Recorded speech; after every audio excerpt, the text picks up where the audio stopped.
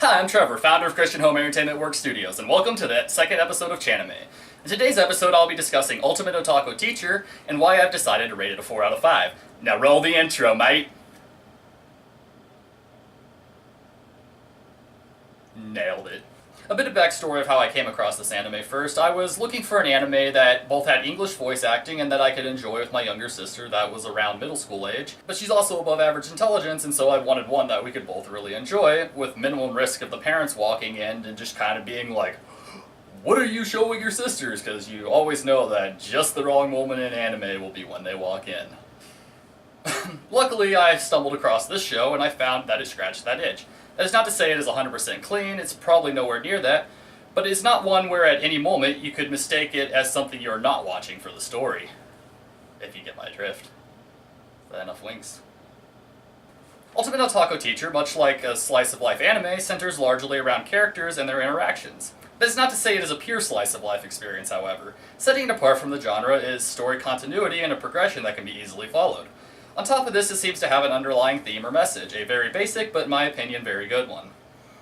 The story starts with, and centers around, Junichiro Kagami, a highly skilled anime nerd who prefers his life as a NEET. A NEET is a person that is not in employment, education, or training, or otherwise considered useless to society. If you notice, it's kind of an acronym, NEET. Junichiro lives with his younger sister Suzune, who has little tolerance for her older brother's antics and forces him to get a job as a teacher. Junichiro immediately resists with the claims that he can't because he has YD. YD? Indeed, a crippling illness. Those who suffer from it can only do what they yearn to do, which in my case is... Whoa, scary! My precious! You almost knocked my beautiful waifu on the floor, I'll have you know. You see this? You're gonna be a teacher starting tomorrow. Now, upon Suzune successfully, let's just say, persuading Junichiro to become a teacher, he employs unusual tactics, all in the name of keeping himself interested. Through the character of Professor Kagami and his lessons, the viewer is inspired and encouraged to do that which he or she enjoys. It captures the power of the individual and how one living not as society demands of them, but as the person they were made to be, can be the most powerful tool to empower those around them. Despite being primarily focused on being oneself and the message that we can accomplish whatever it is we put our hearts into, the show does manage to at least acknowledge, if not in brief passing, some of the human elements often ignored entirely for the sake of convenience in more Western-style shows. Or at least the one shows that I would describe as, let's just say, follow your heart stories. You know, Disney, anyone? This element that I am referring to, of course, would be the human or sin nature that can cause one to harm others or do things that are objectively not good. Another thing it manages to touch on is the fact that in pursuit of that which one yearns to do, you sometimes must conquer that which you normally would not do.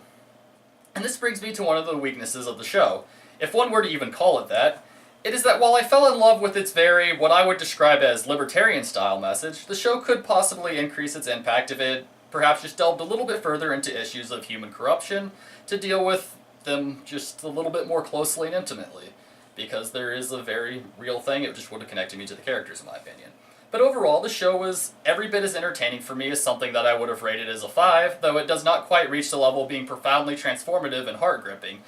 And that is what I require for something to receive such an honor. That said, with Christianity being very much focused on God's relationship with the individual, and not aiming to please man, but rather God's purpose, which he places in our hearts, I found many elements of the show to be complementary to my personal faith. Though as expected with any form of secular, or even Christian media at that, that is not true for all aspects of the show. As always, a Christian's primary source of theology should be his or her own Bible reading and prayer life. That concludes today's episode. If you enjoyed the content, then like, subscribe, and please consider contributing to our campaign, Patreon, Campion, it doesn't really matter, it's somewhere up there. And we are not charging for our content, however I would just like to let you know that it would help us improve the content, the continuity of the releases, and I am working on many projects. One of the projects would be a drawing show.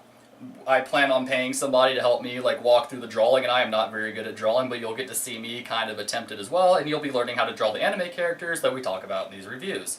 Beyond that, I'm working on more long form in original content, be it animations, writing, and so on. As you can tell, I did not fully script this.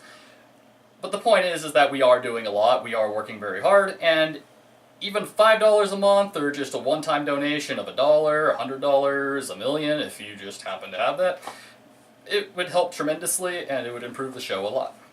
As always, I value your feedback, so feel free to share any praises, constructive criticisms, or death threats in the comments below.